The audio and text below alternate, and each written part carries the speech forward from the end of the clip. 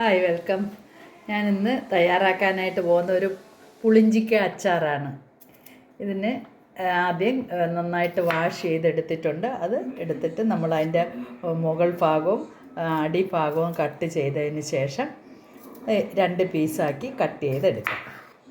Full നമുക്കതുപോലെ ആദ്യം ചെയ്യാം. ഇതിന് പിന്നെ പുറത്ത് ചില സ്ഥലങ്ങളിൽ ഇരുമ്പം പുളിയെന്നും പറയും. 2 പേരുണ്ട് ഇതിന്. കട്ട് ചെയ്ത് വെച്ചിരുന്ന പുളിഞ്ചിക്കയിലോട്ട് നമുക്ക് കുറച്ച് ഉപ്പ് ഇട്ടിട്ടുണ്ട്. ഇനി കുറച്ച് പച്ചമുളക് 2ആയിട്ട് കട്ട് ചെയ്ത് അത് വിട്ട് ഒരു മണിക്കൂർ 1-2 മണിക്കൂർ വെക്കാം. നന്നായിട്ട് ഇതുപോലെ മിക്സ് ചെയ്ത് ഒരു 2 മണിക്കൂർ വെച്ചതിന് ശേഷം നമുക്ക് താളിക്കാം.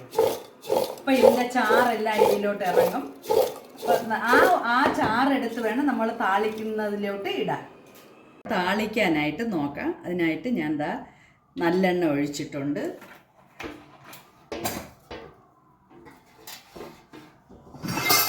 ഞാൻ കുറച്ച് കൂടുതൽ എണ്ണ ഒഴിച്ചിട്ടുണ്ട്. ഇത് തിളച്ചതിന് ശേഷം ഇതിൽ നിന്ന് നമുക്ക് കുറച്ച് എണ്ണ എടുക്കണം. കാരണം ഈ അച്ചാർ ഇട്ടതിന് ശേഷം നമുക്ക് അവസാനം അതിൻ്റെ മുകളിൽ ഇങ്ങനെ ഒഴിക്കാനായിട്ടാണ്. അതെന്തിനാണെന്ന് വെച്ചാൽ അച്ചാർ ഒരു ചീത്തയാവേയില്ല, നല്ലതായിട്ടിരിക്കുക. നമ്മൾ യൂസ് ചെയ്തതിന് ശേഷം ഫ്രിഡ്ജിൽ വെച്ച് കഴിഞ്ഞാൽ കുറേ കാലം എടുക്കാൻ പറ്റും. അപ്പം നമുക്ക് കുറച്ച് ഇതിൽ നിന്ന് എടുക്കാം.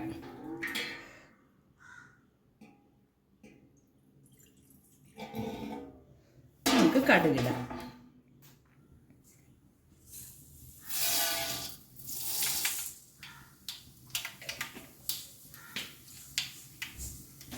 ഇത് ചതച്ച വെളുത്തുള്ളിയാണ്. അത് ഇതിലോട്ട് ഇടാം.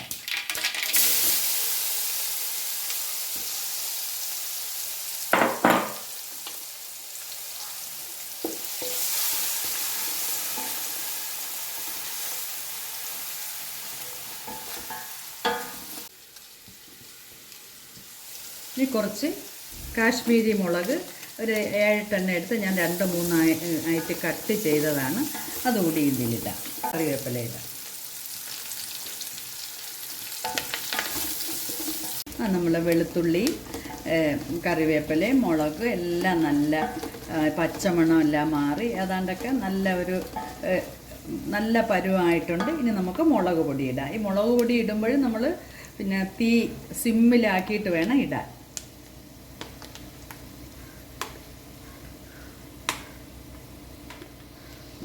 ഒരു 100 ഗ്രാം ഇടാം. ഒരു 100 ഗ്രാമോളം മുളക് പൊടി ഞാൻ ഇടുന്നുണ്ട്. പുളിഞ്ചിക്ക 1 കിലോയിൽ കൂടുതലുണ്ട്. കുറച്ച് മഞ്ഞളിടാം.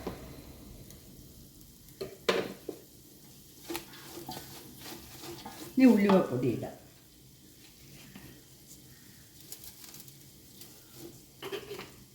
കായം ഇടാം.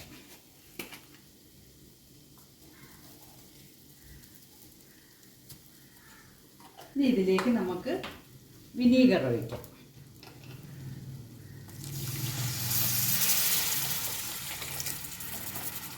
വിനീഗറിൽ കിടന്ന് നന്നായിട്ട് ഇതൊന്ന് തിളയ്ക്കണം.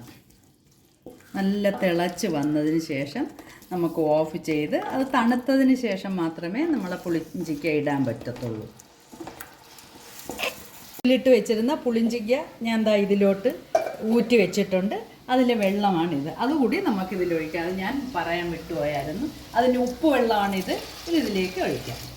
ഇതിലേക്ക് ഒഴിച്ചിട്ട് നന്നായിട്ട് വീണ്ടും നല്ലപോലെ തിളപ്പിക്കാം. കാരണം നന്നായിട്ട് തിളപ്പിച്ചാലേ ഇത് ചീത്തയാവാതെ ഇരിക്കുള്ളൂ. നന്നായിട്ട് തിളപ്പിക്കണം. കുറേ കാലം നമുക്ക് സൂക്ഷിച്ച് വെക്കാൻ പറ്റും. കുറേശ്ശെ എടുത്താലും ചീത്തയാവുകയൊന്നും ഇല്ല. നമ്മൾ ഉണ്ടാക്കി വെച്ചിരുന്ന അരപ്പ് തണുത്തിട്ടുണ്ട്. നന്നായിട്ട് തണുത്തതിന് ശേഷമേ ഇടാവൂ. ഇനി നമുക്ക് പുളിഞ്ചിക്ക ഇടാം. നല്ലതുപോലെ അരപ്പ് എല്ലാ സ്ഥലത്തും ചേരുന്ന വിധത്തിൽ നന്നായിട്ട് ഇളക്കി വയ്ക്കാം. ഇനി ഒരു 2 ദിവസം നമ്മളിതിങ്ങനെ വെച്ചതിന് ശേഷമേ കുപ്പിയിലൊക്കെ ആക്കി എടുക്കാവുള്ളൂ. അതുവരെ ഇരുന്ന് ഈ ഉപ്പും ഇതുമായിട്ട് നന്നായിട്ട് പിടിച്ച് കഴിയുമ്പോൾ നമ്മൾ അടിപൊളി ഇങ്ങനത്തെ പുളിഞ്ചിക്ക അച്ചാർ റെഡി ആയിട്ടുണ്ട്. നിങ്ങൾക്ക് എല്ലാവർക്കും ഇഷ്ടപ്പെട്ടെങ്കിൽ ഇതുപോലെ ചെയ്ത് നോക്കിയിട്ട് ഒരു സപ്പോർട്ട് ചെയ്തേക്കണം കേട്ടോ. Okay, bye bye. ലാസ്റ്റ് നമ്മൾ നേരത്തെ എടുത്ത് വെച്ചിരുന്ന തണുപ്പിച്ച് വെച്ചിരുന്ന എണ്ണ ഒഴിക്കാം.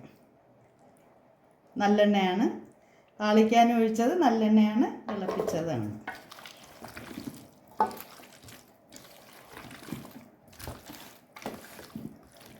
അങ്ങനെ നമ്മുടെ അടിപൊളി പുളിഞ്ചിക്ക അച്ചാർ റെഡി ആയിട്ടുണ്ട്. നിങ്ങൾക്ക് എല്ലാവർക്കും ഇഷ്ടപ്പെട്ടെങ്കിൽ ഒരു ഷെയർ ചെയ്ത് ലൈക്കും ചെയ്ത് സപ്പോർട്ട് ചെയ്തേക്കണം. Okay, bye bye.